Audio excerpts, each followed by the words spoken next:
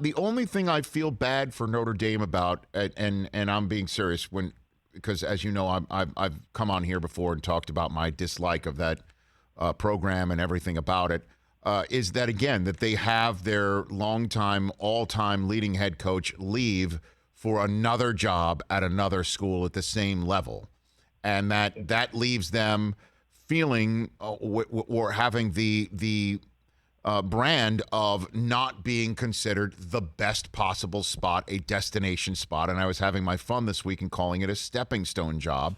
But that is essentially the way that Brian Kelly has been branding it. And you know, part of the reason why I think he's been branding it that way is he doesn't want people to say that he did this for the money. So he has to talk about other stuff other than money as to why he went from one spot like Notre Dame to another spot like LSU. So that's the way he's got to talk about it.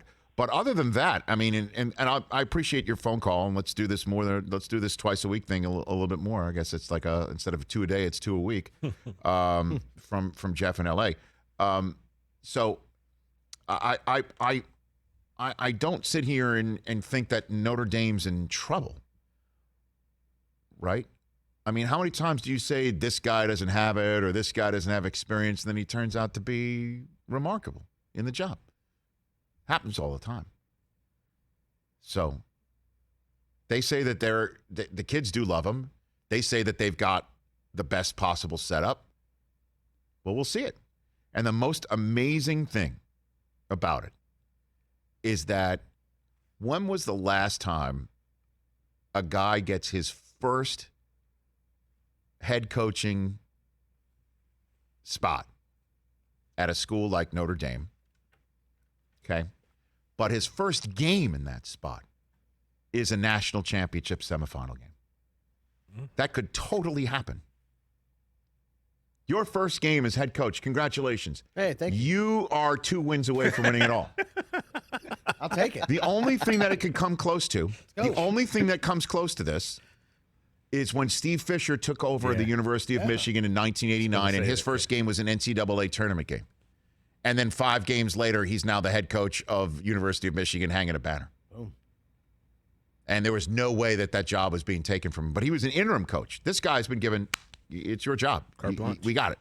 We're not going on any search. We're not doing anything. We found it. We found it in the locker room. It's you. We see what you do with these kids. We see how the kids feel about you. We know what you've done as a recruiter on the road. We know how you've represented our school. We are thrilled that you do represent us. But at the football, how many times have we seen that? I can't, there's no comparison. Of course, Notre Dame, his first game might be next September, if things don't break that way. And I'll tell you what, I've been writing a ton of checks. I've been writing a ton of checks the last few days. I think Notre Dame might get in.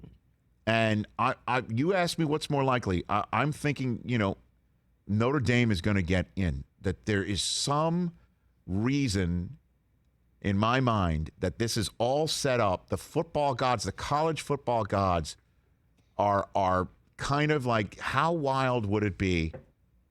And then if Notre Dame gets in, you've got to look out, because you want to talk about house money, right? You want to talk about kids having an opportunity to wipe something off that just affected them in a way that they thought they were down and out, but now they're back, and now the guy who's going to do it is their new head coach. And could you imagine his first two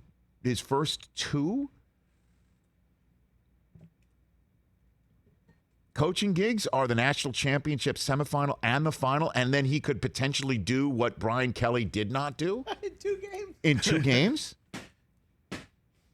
As we're sitting here, this is not anywhere out of the realm of possibility.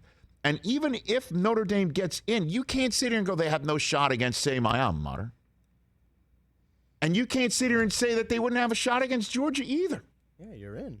Because they're like playing for the coach and playing for the school and playing for themselves and showing Brian Kelly within 2 games, you lose. Good day, sir. Yeah, that is a significant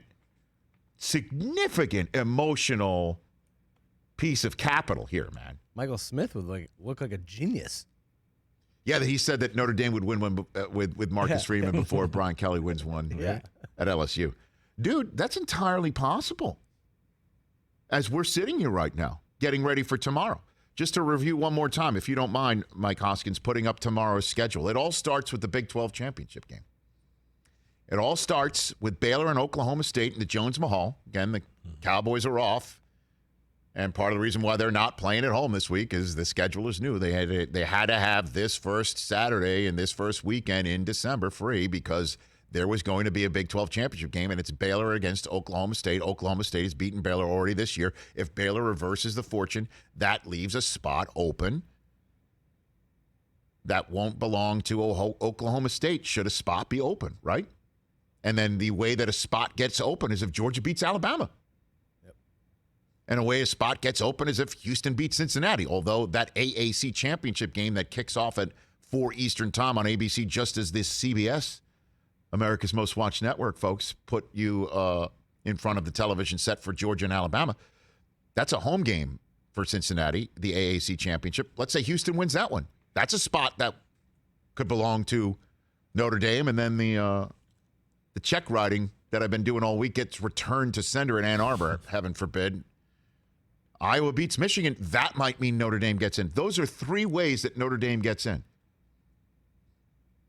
That's 3 ways. And you could even make the case that Oklahoma State, I think if they win and there's a spot open, they're going to get it because I think the College Football Committee wants to give you a Big 12 team. That's why they have Oklahoma State ranked 5th right now, that it's their first spot.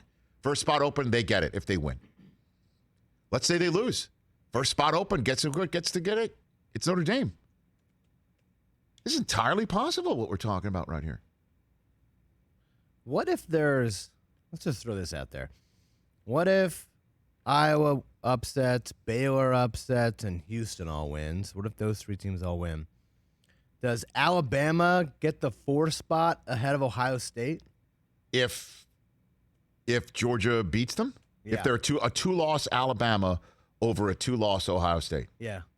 How does Ohio State get it over a 2-loss Michigan? Okay, there you go. Michigan is still in. Yeah, at that point, you'd have to start talking about Michigan State, and I don't know how you make that. I don't know how you put a Big Ten team in because Michigan State, as you know, came back to beat Michigan, right? Which beat Ohio State, which spanked Michigan State 56-7, right? So how do you even go there? I don't know. I'm just looking at I know. absolute worst case chaos scenario. Michigan makes the Big Ten championship game, loses. They've got 2 losses, one to Michigan State and one to Iowa. Right. Ohio State's got 2 losses, one to Michigan, one to Oregon. And Michigan State's got 2 losses, one to Purdue and one to Ohio State. Do you still put a Big Ten team in? Well, if Oregon wins the Pac-12 championship, are they suddenly? That's a Friday night. That's Friday night. Okay. That's tonight. That's tonight against Utah. Yeah. So they win tonight. Oregon just kind of waits and then hopes for chaos, and maybe they get in? I think that's chaos. That would be an understatement. But the ultimate scenario that we're painting right here for Notre Dame is entirely possible. Notre Dame gets in, right? Didn't ESPN say earlier this week there's a 58% chance? It's better than a coin flip that they're going to get one of those 4 spots. And if they do, Marcus Freeman's first game as head coach of Notre Dame is to coach in a national championship semifinal on New Year's Eve. And if they win that one, his second game will be a national championship final. Quite a run that would be. And if he wins it all, welcome to being an HC in college football, Marcus Freeman. It'd be amazing. That's entirely possible, guys. Entirely possible. Hey, you watched all the way to the end. Thanks for that. Watch more right here.